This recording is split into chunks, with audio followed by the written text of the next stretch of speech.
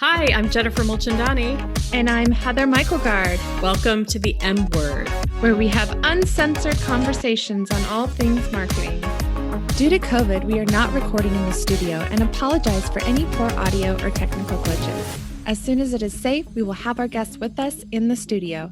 Until then, stay healthy and wear a mask.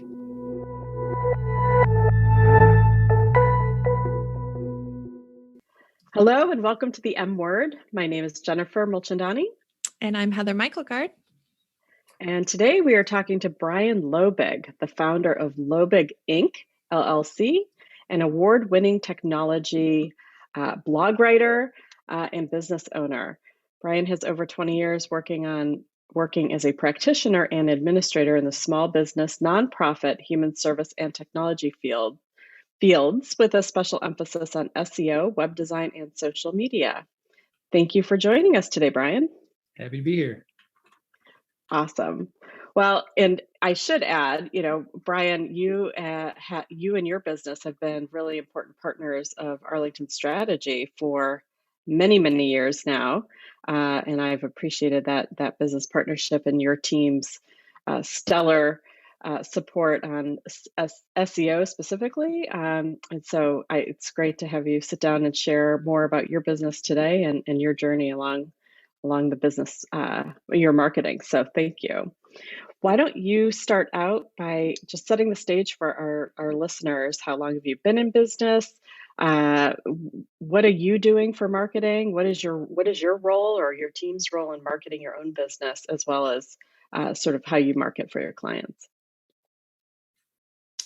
I've been in business officially since 2010. Prior to 2010, I was the chief operating officer at a statewide nonprofit in Virginia, actually, Lutheran Family Services of Virginia. And I've always done like web design on the side ever since I got my degree from Marquette University in my MBA there, with the emphasis on information systems and nonprofits.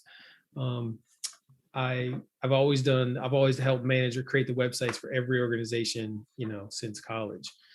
I actually built Marquette University's first executive MBA website as a class project back in 1997. And so I really started the entrepreneurial journey when I got laid off back during that economic downturn, the big tech bubble burst in 2008, 2010. I laid some people off. I got laid off. My wife was in medical school. She's also an Army doctor, so she got stationed up here at Walter Reed, which is what brought us to the area. And then we prayed about it and decided I'm just gonna follow you around. We don't know where you're gonna be stationed when you graduate, so I'll just do this web design thing full time. Created a business plan and wound up here. And then I joined some local networking groups, and then things really started taking off. As far as like ways we do marketing for ourselves and for our clients, well, that's going to be like the whole conversation of the show, probably. Yes, eventually we will get there. Brian, you had said that you love marketing. So let's jump into that. What do you love about it? I love getting visibility, exposure, clients, and new business for myself, and especially for the clients that I work with. I'm really trying to figure out what are some creative ways, inside and outside of the box ways of generating new business for clients. And there's so many. I really love the initial engagement with the client, because I go into it without an expectation of getting the business. I go into it with the expectation of getting them results. And so I'll usually start off with just giving them some what I call low-hanging fruit of things they can do to instantly improve their visibility. And then if the conversation grows from there, then we move on. And you've evolved over time. You were talking to us about the fact that in the beginning you were on Craigslist and Thumbtack, calling out to friends and family and kind of doing those guerrilla tactics. Can you talk to us about how your approach has evolved and where you started and where you are today? Yes, I think a lot of businesses go through a growth process. So you start off with what you have. You start off with your circle of control, things you have direct control over, which is the people that are connected to you. So your families and your friends, your business colleague, your current business colleagues. And then you want to do, I started out doing advertising on very low cost or free platforms. Back when I started, Craigslist was free to advertise. So there was a ton of junk and, kind of on that platform is from an advertising perspective. It's actually become a paid platform now. It's still incredibly cheap. But I did a lot of, initial kind of, putting information out on Thumbtack, for example. It's still a great platform for getting paid leads, depending on your industry. But it's also, I recommend people get a Thumbtack listing, if not for the paid lead perspective, for the backlink value, and just for the director, building a platform and citations across the web. Thumbtack is a good one because they rank really high. I call getting information on directories like Thumbtack and other things as barnacle SEO. So you're attaching your business to something that's bigger than yourself, especially for new businesses that are starting out. You're going to have zero visibility in the search engines. And so getting connected to these other platforms that have page one visibility is a great way to get yourself on page one for that local area. And so Thumbtack is a good example because you can create a profile on there for free, even if you don't subscribe to the paid lead service. And so when you create a profile on there, it's visible instantly in your local area for those top keywords you're trying to rank for. And if somebody reaches out to you because they saw your Thumbtack profile, Thumbtack doesn't charge you for that lead because they found you directly through their platform. So there's different kinds of things that you kind of learn in this industry of how to get some good, visibility for low cost or even free if you have time to develop it.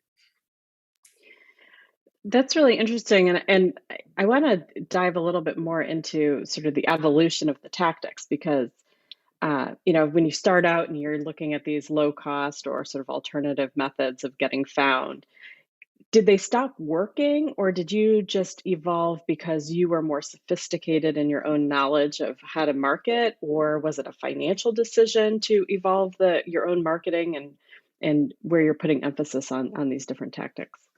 Sometimes things stop working. It's a constant evolution. For example, visibility on Facebook business pages used to be very high. It used to be when you put a post out there, people would actually see that. I mean, even Twitter posts, Twitter posts used to be, they used to not have an algorithm of what you were going to see. It used to be when somebody posted something, it would be just in chronological order. Now they've changed it to an algorithm. And so they're trying to show you things that you have interest in. Same things happen for Facebook business pages. Organic visibility on Facebook business has gone down to like maybe single digits of visibility when you post something on there. So that process, doesn't work very well for organic visibility unless you have a very engaged, audience. Unless you have a social media team that is really skilled in organic engagement. It takes a bit of effort and process to do that. Facebook groups are actually one of those things that can get some really good visibility on the Facebook platform, but organic Facebook pages is much more challenging. You really need to, in my opinion, that's one of the things that has evolved over time. You really need to have Facebook ad budget to get some visibility on there for a business. Yes. You're saying some really great stuff that we have also found to be true. And I loved your idea of starting a Thumbtack profile just to help with your SEO. I think that's a great idea. I think you called it SEO or Barnacle SEO. Barnacle SEO, I love that. So Brian, what have you tried that didn't work, that bombed? That's that Facebook organic visibility. So has not worked well, has bombed in the past when clients have told us, we really don't have a Facebook ads budget, but we do have a budget to manage the Facebook page. So we want to try to get more visitors and connections just organically through Facebook. That has not worked. We still actually do that for some clients. They want to maintain a presence. So when somebody, goes to the platform, they can see that they're in business. They have some relevant, posts, informational. They can find unique content there. However, as a strategy to grow their followership, that has not worked for us. without a budget. I do know some social media strategists who have some good experience with growing a followership through organic engagement, but that's not free. I mean, you really need to be active on that platform and really engaging and targeting people, organically, and doing some creative, outreach to get, organic engagement on there. It hasn't worked for my team. Well, I think what you just said, it like rings so true. And it's not just for the social media platforms, but marketing isn't free because it's either you're putting money in it or you're putting your time, and time, if you're running a business, is money, right? So there's investment. So how do you approach where to spend money, how to spend money, and how do you answer that question from clients, which is like, how much do I need to spend? Are you personally, in your own business, afraid to spend money? Where do you fall on that spectrum? I'm not afraid to spend money on things that the things that work. And so I hire my own team, to work on accounts and platforms for my own business. And so I take the medicine that I'm suggesting to clients, and actually that's the best way, because then I can speak from experience on what has worked for our organization, potentially that might work for theirs. For example, I have a team of about 15 people that work for me, and various people do various things. I got several people on the team that actually write blog articles for LoebigInk.com. We do a combination. We experiment with different combinations of different things. Like right now, we're kind of on a track. We have a couple different blogs, actually. We have a blog on the LoebigInk.com website. We also manage an award-winning technology blog called the inkblog.net, where we provide tips, tools, and strategies related to marketing. A lot of it's a how-to kind of stuff.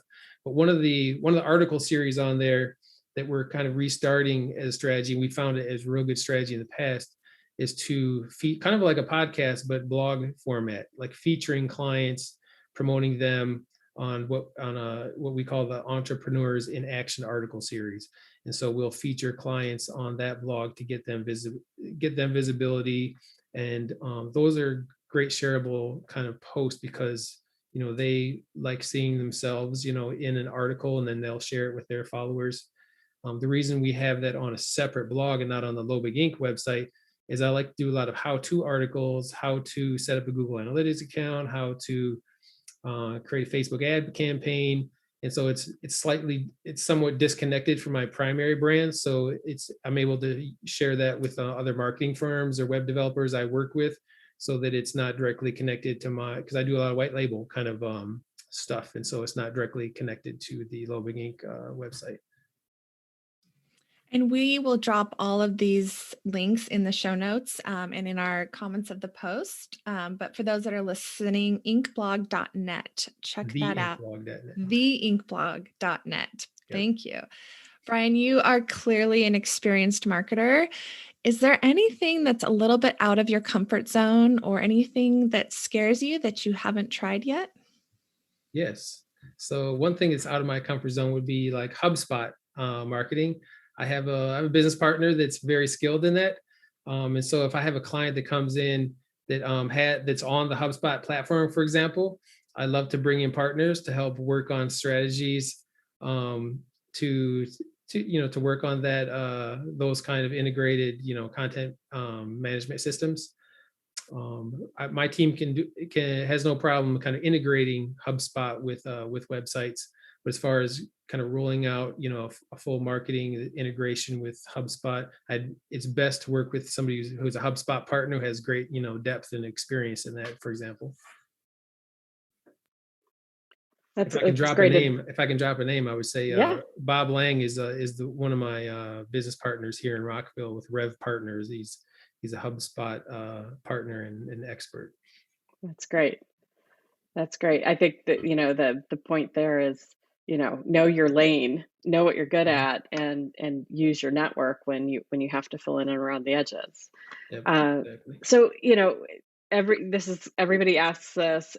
It's been a crazy year for business, the businesses we serve. How is your business, and what has changed for you, if anything, marketing through COVID? Great question. So a bunch of things have changed. We've actually developed a whole new line of business as a result of COVID. Like when COVID first happened in like March, we had a 30-40% reduction in revenue instantly, like the next 2 months. And so we actually applied for the PPP loan because we didn't know if it was going to keep going down or if it's going to rebound.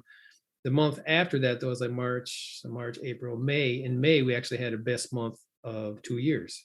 Immediately after that, so people kind of held off on the marketing, and then they rebounded back in a big way, and it's gone up ever since then. I've had like 3 of the best months of the history of my business in the last few months, because everyone's digital, everyone's online. And so with that, one of the things that has evolved for my business as a service area that we weren't really doing as a promoted area was live streaming. And so we had experimented with live streaming because of I have an interest in live music. And so I actually had worked, I managed a Root Studio. There was a group up in Columbia, Maryland called Root Studio. It was a live music venue. They closed right around that COVID time. And I would use that as an opportunity for my team to go up and practice, doing Facebook live stream interviews and music. And so we just did that kind of for fun and for free to help promote that venue. But when COVID happened, we started getting requests for different live stream services. Even my church, I actually helped my church move all their services into a live stream format. And so as a result, we've actually started doing live streaming funerals, live streaming weddings. And that's become a whole new line of service that we never promoted or really had as a paid service before COVID happened. I'm actually always encouraged when I hear about the businesses and entrepreneurs that have found something during this very difficult time that has really taken off. And I think there are a lot of success stories that it's just so positive and optimistic to hear. So that's awesome. I want to shift a little bit and talk about cause marketing. Is that something that you've incorporated into your businesses at all? We do. I consistently do regular kind of pro bono marketing for different organizations. We're always working with 2 to 3 or more nonprofits that need support. It's usually something that's directly tied to my own personal background or interest. So in my first life, when I got my psychology degree from Marquette, I worked as a drug and alcohol abuse counselor for quite a few years, actually. And so I have an affinity for people who especially work with the offender recovering population. And so I manage probably 3 or 4 websites related to the offender reentry programs, the recovering community. Birds of a Feather agency.org is one of those. I've recently created a collaboration with one of my own project managers who created a website called createdincolor.org. That is a website dedicated to people in the creative industries, people of color in the creative industries, and helping them get more visibility. And so my team is doing kind of helping manage the website, doing SEO for that platform. Most of my team, more than half of my team is of color. My own family is very diverse. I have 11 brothers and sisters. Most of us are biracial, African American, actually. And so I have strong connections to the, diversity. And so that's something that I've also participated in. I also volunteer. I'm actually a member of the Maryland Black Chamber of Commerce and serve on the marketing committee for them. And so that's a volunteer kind of thing as well. That's a lot of good that you're doing. I think it's really refreshing to see businesses that are being successful, but also then finding ways to partner and give back in the community. It's really win-win-win, right? Your business Absolutely. wins, the partner wins, and the community is all better off when businesses are working with the nonprofits. One of the business opportunities of providing free services for nonprofits and community organizations is that you can really do lots of experimentation. You can do lots of positive experimentation and practice with new staff coming on, interns that you're working with. You can really, like, one of the things I love to do, I always have like at least 1 or 2 interns working with our organization at any one time. I just brought in a high school senior from a high school in South Carolina. COVID has really hit South Carolina technology industry. A lot of web design companies have gone out of business in those rural communities. And so there's a lot of kids from those rural communities that want to get into tech and web and that kind of stuff, but they can't, but there's like literally no businesses have shut down. They can't even do it. So I actually had a referral from one of my partner agencies refer a student who wanted to get into web and tech. And so I'm onboarding him today, actually. And I'm going to be able to partner him, and he can work at a really primary role on some of these nonprofits he's actually going to be working with Create in Color, for example, helping develop social media strategy. The beautiful thing about that is he'll like have a major role with this nonprofit organization that he can put on his resume. We're going to help him set up a LinkedIn profile. The executive director of the organization will give him an amazing recommendation. And so it's really a wonderful opportunity to help people you're working with, as well as the nonprofits that are available out there. I love that. Brian, who do you look up to? Who do you follow to get inspiration or marketing advice, new ideas? Jennifer Molchandani from Arlington Strategy, of course. I love following I love following your newsletters. It's given me great ideas on how we can improve our newsletters. I think you guys do an amazing job, and with the nonprofit community as well. You guys have a really strong nonprofit community focus, which I really love and look up to, and look to you guys for actually ideas on how we can do things. Very, very bootstrappy and professional. Your guys' service. So that's one thing that's true. Other groups that people I look up to, people or organizations, that's the question that I look to for advice? Well, half of our business is SEO, like more than half. We do about at least 100 SEO projects every year. And so we follow some of the top, SEO folks, and I know a lot of them personally, like there's the Unknown Secrets of Internet Marketing, the best SEO podcast based in Houston, Texas. Actually, my team flew down there to go meet those guys, and we strategize on projects. They refer us on projects. I hire them for their high hourly rate when I have something complicated that we need resolved. There's some amazing SEO blogs out there that we follow. Some of the SEO podcasts, which are fantastic, is like SEO 101. It's really not 101 anymore. They've been on the air so long, it gets into really graduate level SEO advice. They try to keep the language understandable. Search Engine Journal is an amazing blog that we follow. Even Google's own blog is a good one to follow. That's who we look to advice. You really have to, because things change so much, the algorithm updates are continually happening. How even the search results display on Google are changing. So if you're doing in this business, you really have to pay attention and follow, the leaders in the industry and like what's happening, what are the latest research people are doing, and then contribute to that knowledge base. You're exactly right. And thank you for the compliment, Brian. It's I can't even speak. It warms my heart in a way that it's hard for me to express, because I think I have the same mutual admiration for you and your team. So thank you for those compliments. Okay. I think what I hear from you with all of these resources and you investing in your team's ongoing sort of education and staying up to stuff in the field, it's marketing is not static, and it requires, and I think that's what separates experts like yourself. It's like you are taking on the responsibility of staying up to speed. Right. We have clients, and I'm sure you do too, who can you just train us to do it? And we happily will do that. But the training it never stops. Right. To be expert. And it sounds like you guys are really invested there, which is wonderful. Yeah, we can train you on what Google My Business is doing today, but next week, stay tuned. Exactly. So Brian, if you could go back to day one when you started your business and your wife said, let's give this a go, what advice would you give yourself? I would say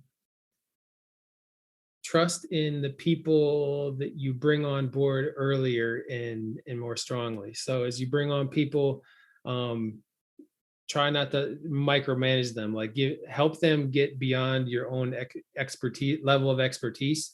I've learned that more as I've gotten older and more seasoned in my business. Where don't be afraid for them to surpass you in your knowledge, in your area of knowledge.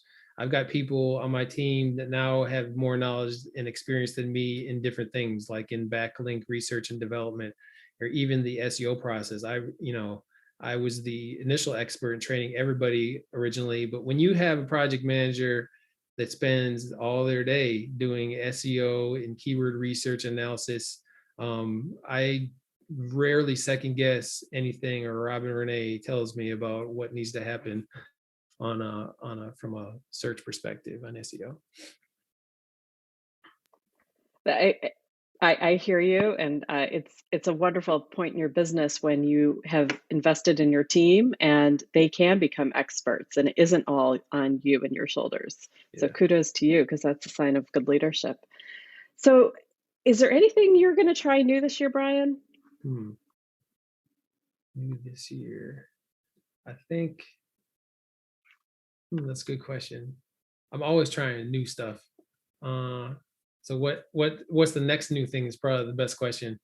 One of the things we've started to do more of is management of Google My Business. I know some SEO companies, SEO in quotes, that like all their entire business model is managing Google My Business pages. Like that's all they do is they help clients from an SEO perspective just manage their Google My Business page. That's it. They're not doing on-page SEO. They're not doing backlink development. They're literally just helping really maximize the opportunity of that Google My Business page. And they're getting their clients results just from that strategy, that free platform, without Google ads, without paid advertising. And I'm really following them, and I'm starting to, I'm always kind of adjusting my own services. Like, for example, if we're doing ongoing SEO, there's certain, like, that's one of the ways our SEO has changed. Like, we will look at the Google My Business page. That's a requirement before we do any SEO. They have to have a claimed and optimized Google My Business page. If we're doing ongoing SEO, it has to be actively managed, if not by us, by them, because it's such a foundational element of visibility on the internet now. And so that's one thing we're kind of experimenting with. We'll probably be doing more of is more active management, more experimentation on that particular platform.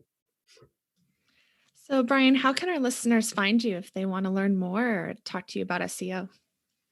I'm on most social media and things, but the one place you can kind of find all those links would be on my about.me page. Sometimes people just send you to the website, but that's kind of, that's like my marketing, side of my business. If you want to find out anything about me, or if you want to connect with me on the platform that you're most comfortable with, like if you're a Twitter person, go to about.me/Brian Loebig, and you'll see kind of a one-page profile and links to every social media I'm on, and link to every major website that I'm on. Then you can follow me wherever you're comfortable. I like to give people that advice. Follow me however you like to follow people. And the other reason I like to promote about.me is because it's free. And it's one of those online profiles you can build out for like personal branding SEO, to get some, visibility, like especially a startup organization, don't have a lot of money, create that profile. And that can be, your first website on the internet. That's awesome. So just to reiterate, learn more about Brian Loebig at about.me/Brian Loebig. Thank you so much for joining us today. This has been so much fun, and I learned a ton, and really appreciate your enthusiasm and your time today, Brian. Thanks to our listeners for tuning in, and we'll see you next time. Bye, Brian.